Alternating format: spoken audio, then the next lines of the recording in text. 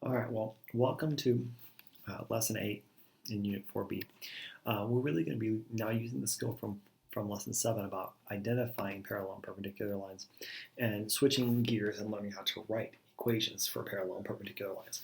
So our goal today is that if I give you a point and an equation, a different equation, you can come up with a new equation in slope-intercept form for a line parallel or perpendicular to it, depending on what you're being asked. So I've got a couple of examples that I'll walk through, and then I've got a few more. And then you have a couple you guys kind of practice as we go. So remember, parallel lines is another way to think parallel lines is the exact same, and specifically the same slope. So these are lines that are exactly the same distance apart, exactly the same, going the exact same distance, and that's really what we're looking for. So one of the things is you know that you have to have slope, and you know you have a point. In your mind, it should be jumping out to you, hey, I need to use point slope, because that's what I'm given. I'm given a slope of a line, I'm given a point, therefore I can use point slope to define. So the pieces I would need, I need to go to the equation and identify the slope. Since it's already in slope-intercept form, it makes it really easy. And then I'm going to plug that into my equation. So the original equation is y minus y1 equals m times x minus x1. And remember, x1 and y1 are simply just the points, just telling you the first point and the second point. So it's going to be y, and this time it's minus 7 is equal to negative 4 times x. And then a negative minus a negative 2 is really plus 2. So we distribute y minus 7 is equal to negative 4x minus 8. Add 7 to both sides. And we're going to get a final equation of y equals negative 4x minus 1. And that's our new equation of a line that is parallel to our first line here. So it has a different intercept but has the same slope, but goes to the points negative 2, 7.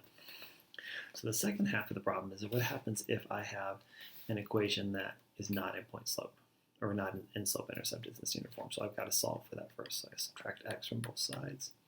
Negative 3x is equal to negative x plus 9, and then I divide everything by negative 3.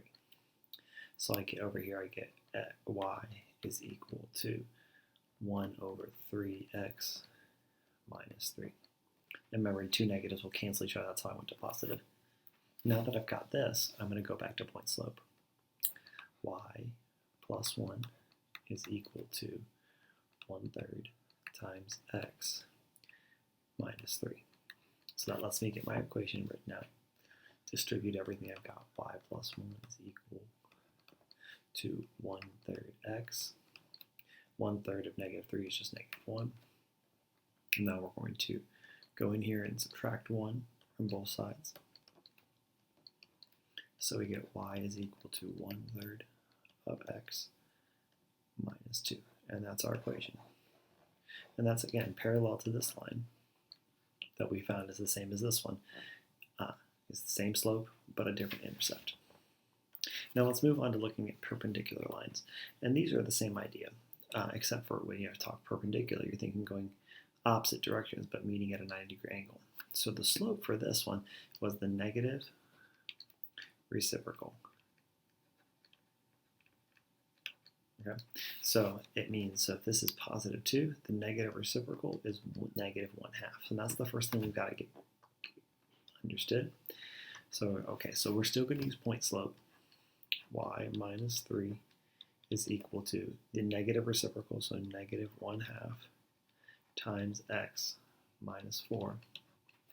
Now we're going to come into the equation and distribute y minus 3 is equal to 1/2 of x. Negative half of negative 4 is going to be a positive 2, so plus 2. Then we're going to add 3 to both sides to solve for y. So y is equal to negative 1/2 x plus 5. And you can see that's exactly the same. This is a negative reciprocal of 2 and a different intercepts, and then that means they're perpendicular to each other. Coming over here, we're going to do the same thing, but just like our last problem, we have to solve for the slope first. So we subtract 5x, and we're left with 3y is equal to negative 5x minus 21, and we divide everything by 3. So y is equal to negative 5/3 x minus 7. So there's my slope right there. Now that I've got that, I'm going to go ahead and take the negative reciprocal. So y minus 1 is equal to 3/5 x plus 5. So we'll go through and we'll distribute. Y minus 1 is equal to 3/5 of x. 3/5 of 5. Well, these will cross reduce, so we're just left with positive 3. So we'd add 1 to both sides. Y equals 3/5 of x, this time plus 4. And really that's the piece we need to look at. Okay, so now you've been through 4 examples. You'll see I've got a couple more examples to run through. I'm just gonna kind of take a look and review these with you, but then I'm gonna have you try the second one in each set.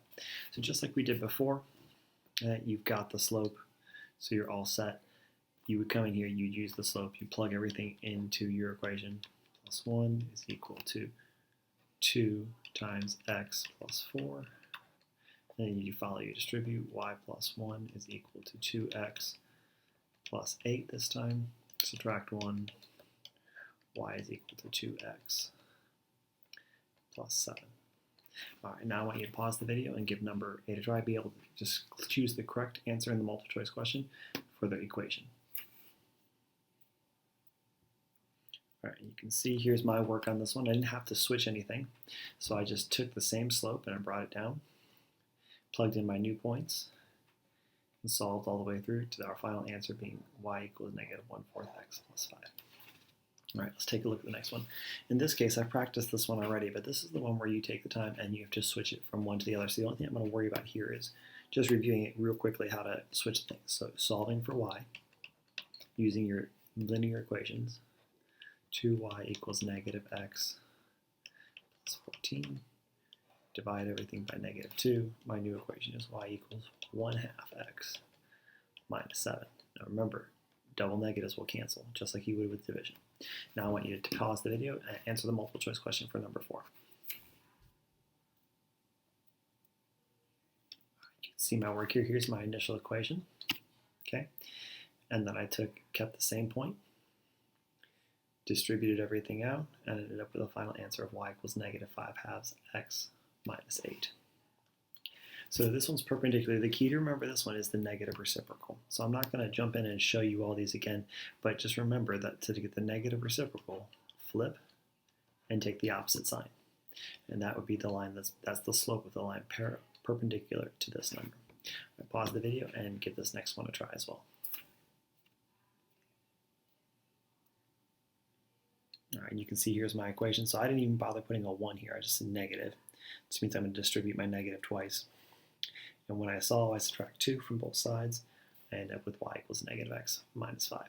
And that's the line that is perpendicular to y equals x minus 2. All right, last one. Again, same thing we talked about back on the previous problem, numbers 3 and 4. Solve for slope first, and then go from here. So I'd like you to try number 8 and see how you do.